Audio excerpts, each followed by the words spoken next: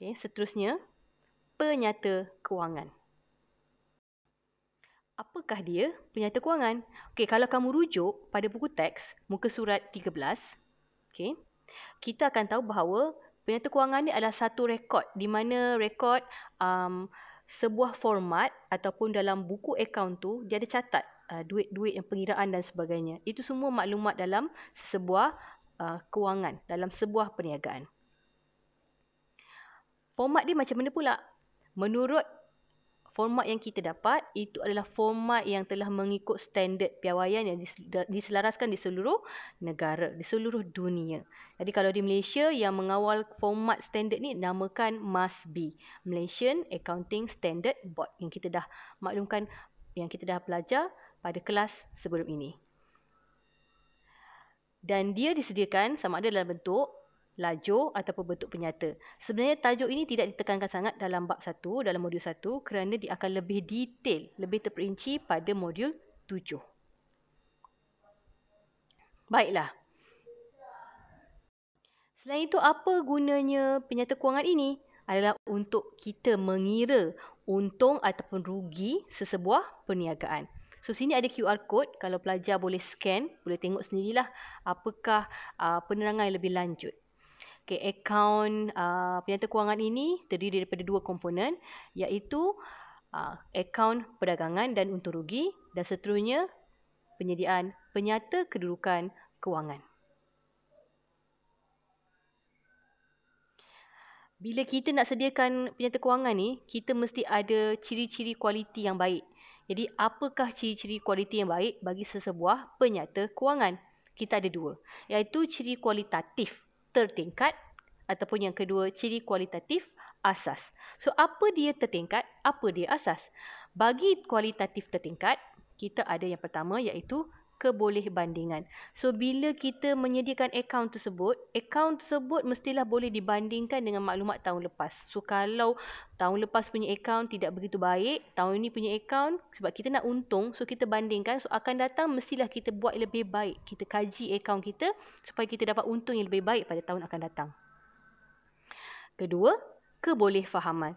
So, bila menyediakan akaun tersebut, mestilah akaun itu boleh difahami oleh accountant. Dan bila nak ditanya di soal, kita boleh terangkan dengan lebih baik. Kebolehsahan. Maksud kebolehsahan adalah akaun itu logik, boleh dipercayai dan tidak menimbulkan pemalsuan, tidak menipu. Pemasaan. Pemasaan bermaksud apabila kita menyediakan akaun itu mestilah relevan pada tahun semasa. So, kalau kita menyediakan akaun itu pada tahun 2020, selesaikan pada tahun 2020. Jangan tunggu 5 tahun kemudian baru nak kira untuk tahun 2020. Yang kedua, kita ada ciri kualitatif asas. Apa itu kualitatif asas? Maksudnya relevan. Kita ada mestilah ciri-ciri relevan, iaitu berguna kepada orang. So, kita buat akaun tu apa tujuan dia? Okay, biasanya kita akan gunakan untuk penyediaan kepada pihak bank dan juga kepada pihak pemegang saham. Perwakilan benar. So, apa itu perwakilan benar? Maksudnya di sini, akaun tersebut mestilah tidak berat sebelah, tidak menipu dan tidak mengelirukan orang ramai. So, dia mesti akaun yang menunjukkan prestasi sebenar dalam sesebuah syarikat tersebut. So, ini adalah ciri-ciri kualitatif. Okay? Kita ada tertingkat dan juga ciri kualitatif asas. Seterusnya, apakah tujuannya kita menyediakan penyata kewangan ini? Siapa yang akan menyediakannya?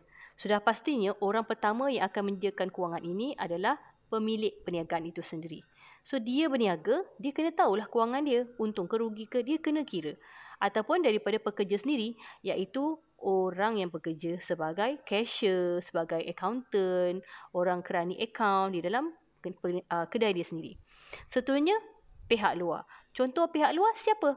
Orang yang menyediakan sepertinya accountant yang telah dilantik dan siapa-siapa yang mempunyai tauliah yang bersesuaian untuk menyediakan akaun tersebut. So, ini adalah penerangan dia. So, tiga pihak yang menyediakan penyata kewangan. Seterusnya, siapakah pengguna? Okey, pengguna penyata kewangan ini kita terdiri daripada kita ada pengguna dalaman.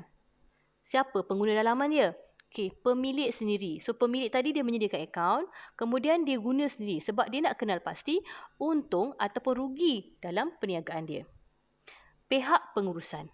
Pihak pengurusan dia akan gunakan akaun yang telah dibuat tadi untuk merancang perniagaan pada akan datang, pada tahun depan. Mungkin dia rugi, dia kata dia rugi tahun depan, so dia nak meniaga supaya lebih untung pada tahun depan, so dia akan merancang dengan lebih baik.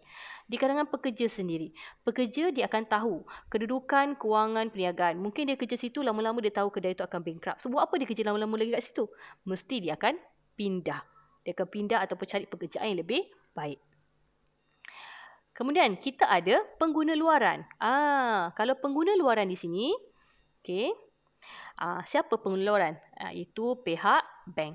Pihak bank ni dia gunakan akaun untuk menyemak sama ada kedai ini mampu membayar hutang ataupun tidak.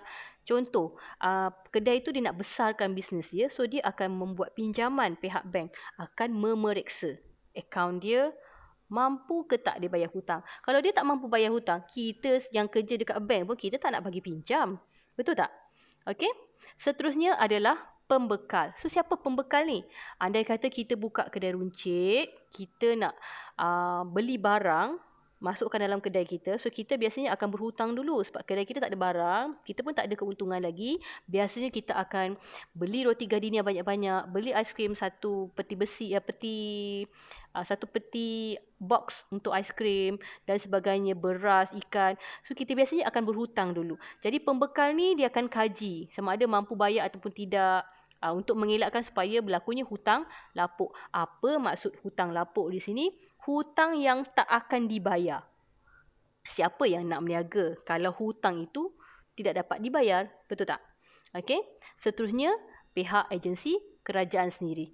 Pihak agensi kerajaan sendiri, mereka akan mengira dan menyemak sama ada bisnes itu perlu membayar cukai ataupun berapa cukai yang perlu dibayar bagi perniagaan tersebut.